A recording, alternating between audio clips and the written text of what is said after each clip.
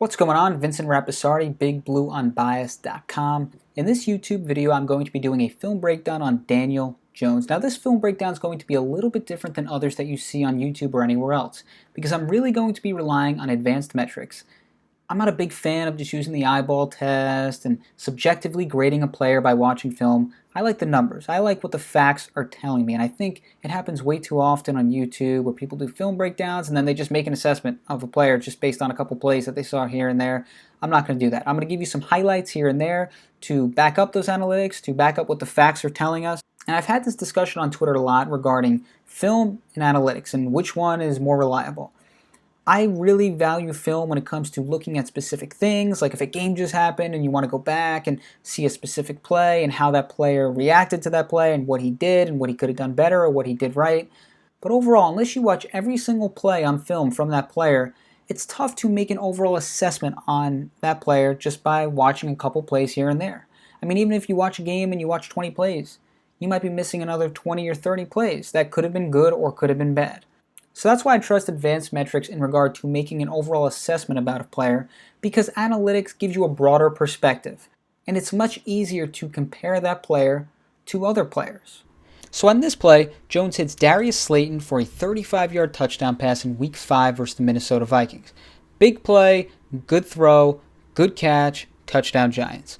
So as a rookie, Jones threw 24 touchdown passes. 9 of those touchdowns traveled at least 20 yards through the air. Now that's important because overall, good quarterbacks average a high yards per attempt. That's just how it goes. And it's common sense, right? Good player can get more yards per play than the other one. So making big plays, obviously important. But it's important for another reason. It shows that his touchdown passes weren't just opportunistic. And what I mean by that, it's not like, oh, the Giants started at the 30 and Barkley and Gallman put together 50 combined rushing yards, and then Jones had a couple of passes here and there and threw a 5-yard touchdown. This play is all Daniel Jones. Great throw, big play, and it's something a lot of quarterbacks can't do, which makes it more valuable. Also, if you look at the numbers, Daniel Jones was actually 9th among quarterbacks last year in on-target percentage. And at one point, he actually led the NFL in on-target percentage on throws that traveled at least 20 yards through the air. So he was very accurate when it came to throwing the deep ball, and overall, he had a passer rating of 137.5 when throwing to that deep middle part of the field, 20 plus yards down the field. The league average was 87.6 when it came to passer rating throwing at that section of the field. So clearly he showed an ability to make big plays downfield, which is incredibly important as a quarterback. Now his yards per attempt was low, and I'll get into that moving forward in another video, but at least the potential is there. It was shown last year. What often gets overlooked is the value of a mobile quarterback. Last year, of the top 5 quarterbacks when it came to expected points added, also known as EPA, those 5 finished in the top 9 in rushing EPA. So it's just common sense. If you can throw it well and run it well, you're going to be more valuable than someone who can only throw it well or only run it well. Jones finished 6th among quarterbacks in rushing EPA, and let me remind you that EPA is a cumulative stat.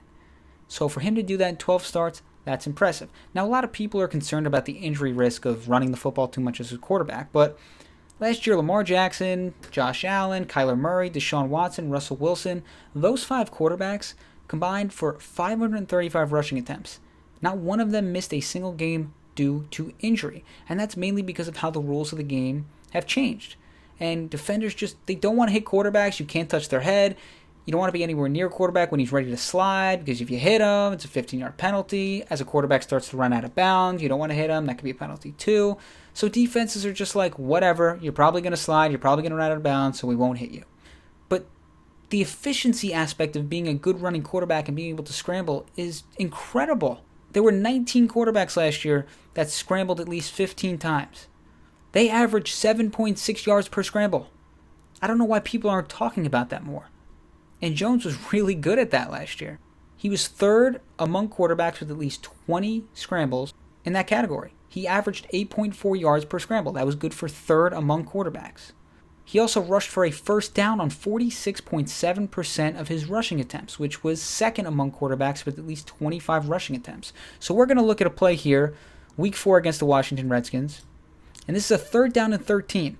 And Jones could have easily gotten sacked, could have got sacked there too. But he scrambles, he gets out of it, and he gets 16 yards, and he rushes for a first down. Now, if that was Eli Manning, he probably would have taken the sack, he probably would have got hit, sacked, and that's it, and they would have been out of field goal range. But the mobility of Jones not only got them extra yards to put them in field goal range, he got them a first down. He got them 16 yards, and these are plays that often get overlooked at the quarterback position, but they bring so much value.